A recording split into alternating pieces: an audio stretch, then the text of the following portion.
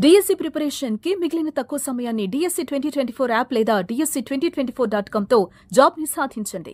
ఒకవైపు భారతదేశం సరిహద్దుల్లో పాకిస్తాన్ లాంటి దేశాలతో పోరాడుతూ ఉంటే మరోవైపు భారతదేశం లోపల అంతర్గతంగా కొంతమంది శత్రువులు పాకిస్తాన్ కమ్ముడుపై రహస్యాలను పాకిస్తాన్కు చేరవేస్తున్న ఒక సంచలనమైన ఘటన బయటపడింది. జ్యోతి మల్హోత్రా అనే ఒక ఫేమస్ యూట్యూబర్ ఇన్ఫ్లుయెన్సర్ ఇవాళ పాకిస్తాన్కు మన ఎయిర్ బేస్లకు సంబంధించిన సమాచారాన్ని వీడియోలతో సహా అందిస్తున్న ఘటనను గుర్తించారు. దీనికి సంబంధించి పాటుగా వివి లక్ష్మీనారాయణ గారు ఉన్నారు.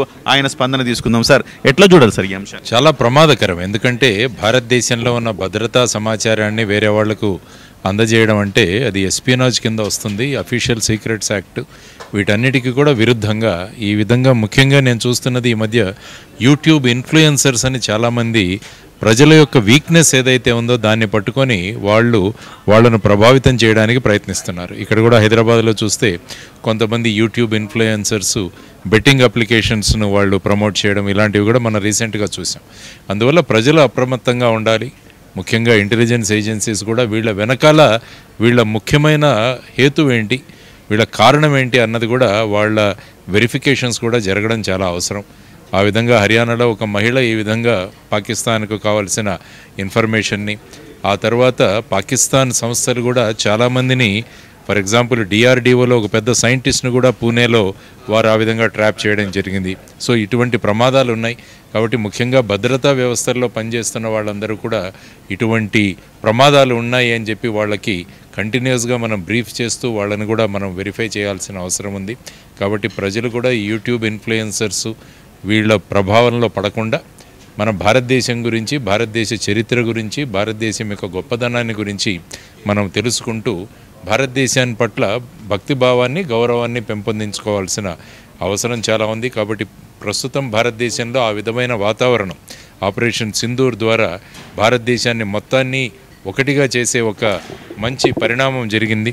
కాబట్టి దీన్ని ఇలాగే ప్రభుత్వాలు కొనసాగించాలి. ప్రజలు కూడా అన్ని భేదభావాలు మర్చిపోయి అందరం కలిసి మనం ఉండాలన్న ఒక భావనను తీసుకొస్తే బాగుంటుంది. ఇలాంటివి చాలామంది ఉన్నారు. అమ్మాయి ఒక్కటే కాదు, చాలామందికి ఈ రకంగా ఎరవేశారు అని చెప్పేసి కూడా చెప్తున్నారు. సార్, ఎట్లా గుర్తించవచ్చు? ఉండవచ్చు. కాబట్టి ఇప్పుడు ఈ ఇన్ఫర్మేషన్ మనకి ఏదైతే వచ్చిందో దాన్ని బట్టి ప్రజలు కూడా ఒకసారి ఇటువంటి చరిత్ర గలవారు, ఇటువంటి ప్రమోట్ చేస్తున్న వాళ్ళని, ఎందుకంటే నిఘా విభాగానికి కూడా ప్రజలందరూ కూడా సహకరిస్తే అప్పుడు ఏమవుతుందంటే ఇన్ఫర్మేషన్ త్వరగా వస్తుంది. కాబట్టి నిఘా సంస్థలు మాత్రమే పనిచేయాలన్న భావనలో ఎప్పుడూ ఉండకూడదు.